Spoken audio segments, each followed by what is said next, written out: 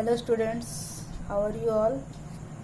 We are in chapter 2 which is reproduction in plant. हमने कल के वीडियो में पढ़ा था डिस्पर्सल ऑफ सीड. ठीक है, एक सीड एक जगह से दूसरे जगह कैसे चला जाता है, किन किन चीज़ों के हेल्प से, हवा से, पानी से, बर्ड से, एनिमल से, है ना, ये पढ़ा था. आज हम उसके आगे करेंगे growing plants from other parts of plant. ठीक है, पौधों के अन्य भागों से कैसे पौधा उगता है. तो चलिए स्टार्ट करते हैं. Plant not only grow from seeds but they also grow from other parts of plant such as root, stem and leaves. पौधे ना केवल बीज से बढ़ते हैं बल्कि वे पौधे के अन्य पार्ट से भी बढ़ते हैं, जैसे कि जड़ से, स्टेम से, पत्तों से. ठीक है, तो आपको फर्स्ट टॉपिक है इसमें न्यू प्लांट्स फ्रॉम रूट्स, जड़ों से नए पौधे. Roots of some plants such as sweet potato, beet root, dahlia, radish and turnip etcetera develop buds which grow into new plants. कुछ पौधों की जड़ें जैसे शकरकंद, बीट, डालिया, मूली, सलजम, ठीक है, इनकी कलियां विकसित होती है जो नए पौधों में बढ़ते हैं. नेक्स्ट है आपका new plants from stems. Stem से कैसे नए पौधे होते हैं. Plant such as potatoes and onions are underground stem. पौधे जैसे आलू या प्याज, ये सारे अंडरग्राउंड स्टेम्स हैं, ठीक है, जिन्हें हम खाते हैं. Potatoes have birds called eyes on them. When these potatoes are planted, the birds grow into new plants. आलू की कलियां होती हैं जिन्हें आंखें कहते हैं. आप आलू को देखना, उसमें वाइट वाइट निकला हुआ रहता है, उसे हम आंख कहते हैं. जब ये आलू लगाए जाते हैं तो कलियां नए पौधों में बढ़ जाते हैं. ठीक है, नेक्स्ट है आपका new onion plants grows when an onion is planted in the ground. नए प्याज का पौधा तब बढ़ता है जब एक प्याज जमीन में लगाया जाता है. फिर है आपका some other plants such as rose, hibiscus and sugarcane are grown by stem cuttings. A piece of stem with buds on it is cut from the mother plant and planted in the soil. This grows into a new plant.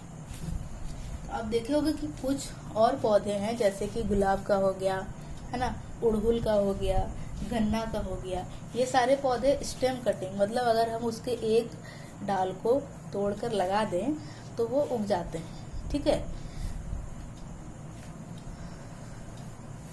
तो वो नए पौधे में उग जाते हैं. Next है आपका new plant from leaves. Leaves of some plant such as bryophyllum have buds on their edges. These buds grow into new plants. कुछ पौधों की पत्तियां जैसे कि ब्रायोफिलम, उनके किनारों पर कलियां होती है. ये कलियां नए पौधों में विकसित होते हैं. ठीक है, new plants from spores. Some plants such as ferns and mushrooms do not have flowers and fruits, so they do not produce seeds. These plants have spores on their leaves. These spores are reproductive bodies which give birth to new plants. कुछ plant जैसे ferns और mushroom में फूल और फल नहीं होते हैं, इसलिए ये बीजों का इसमें बीज नहीं होते. इन पौधों की पत्तियों पर बीजाणु होते हैं और ये बीजाणु नए पौधे को जन्म देते हैं. ठीक है, नेक्स्ट है आपका क्रॉप्स, फसल. ठीक है, पढ़ते हैं इसे. Plants provide us food and many other useful things. Plant that are grown in large quantities in a particular region during a particular season are called crops. तो स्टूडेंट्स, पौधे हमें भोजन और कई अन्य उपयोगी चीजें देते हैं. किसी विशेष मौसम के दौरान एक विशेष क्षेत्र में बड़ी मात्रा में उगाए जाने वाले पौधों को फसल कहा जाता है. ठीक है, The main crops which are grown in our country are food crops such as rice, wheat, pulses, vegetables. Oil producing crops such as mustard, sunflower and peanuts, and fiber crops such as cotton and jute. हमारे देश में उगाई जाने वाली मुख्य फसलें हैं जैसे कि चावल, गेहूं, दाल, सब्जी। ठीक है, हमारे देश में तेल के भी फसल होते हैं जैसे सरसों, सनफ्लावर के और बादाम के, और फाइबर के भी फसल होते हैं जैसे कॉटन और जूट के। ठीक है, जिनसे कपड़े और बोरे बनाए जाते हैं। नेक्स्ट है आपका इसी में, all these crops require some basic things such as air, water, sunshine and good soil, but the amount of these basic things differ with different crops. इन सभी फसलों के लिए कुछ बेसिक ज़रूरत होती है जैसे पानी, हवा, धूप, सूरज और अच्छी मिट्टी, पर इन चीज़ों की मात्रा अलग अलग फसलों में अलग अलग होती है। Different crops are grown in different season. Rice, maize, jowar and bajra are grown in summer from June to October. अलग अलग फसलों को अलग अलग मौसम में उगाया जाता है जैसे चावल, मकई, जौ, बाजरा, ये सभी गर्मी के दिनों में उगाए जाते हैं। गर्मी का दिन मतलब जून से अक्टूबर तक में। ठीक है, और इन्हें हम खारिफ क्रॉप कहते हैं। तो जो फसल हम गर्मी में उपजाते हैं उन्हें हम खारिफ क्रॉप कहेंगे। ठीक है, ये सारे क्रॉप्स मॉनसून रेन पर निर्भर करते हैं। These crops are called kharif crops. These crop mainly depend on monsoon rains.